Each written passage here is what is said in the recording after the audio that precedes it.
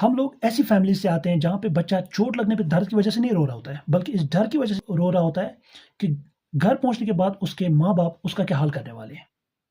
मतलब सवालों का एक समंदर आने वाला है। उसे अच्छे खासे ट्रॉमा से गुज़रना पड़ेगा उन सवालों की वजह से। और अगर किस्मत अच्छी रही तो 2-3 लातें और कुछ चाँटे भी पड़ने वाले हैं।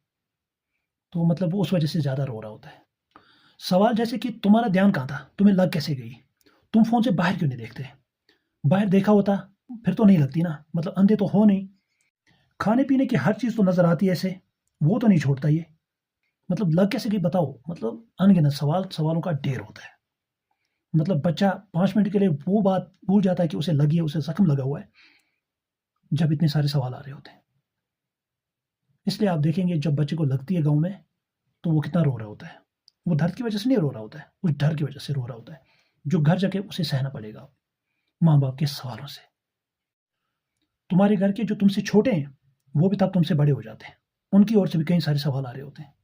वो एक्चुअली चाहते ही यही है कि तुम्हें पिटाई पड़े, क्योंकि उनका भी कोई जो पिछला जो गुस्सा है वो ठंडा हो जाएगा, जो तुम पे गुस्सा था किसी कारण। मतलब पास्ट में तुमने उन्हें कभी ना कभी तो पीटा ही होगा। ऐसा तो है नहीं कि भाई बहन से तुम्हारा झगड़ा नहीं होता होगा घर पे, तो उन्हें भी मौका आ जाता है वो गुस्सा निकालने का। हमारे जख्मों पे मरहम नहीं बल्कि लातें पड़ती हैं। हम लोग ऐसी फैमिली से आते हैं। आप कैसी फैमिली से आते हो? कमेंट में बताइए।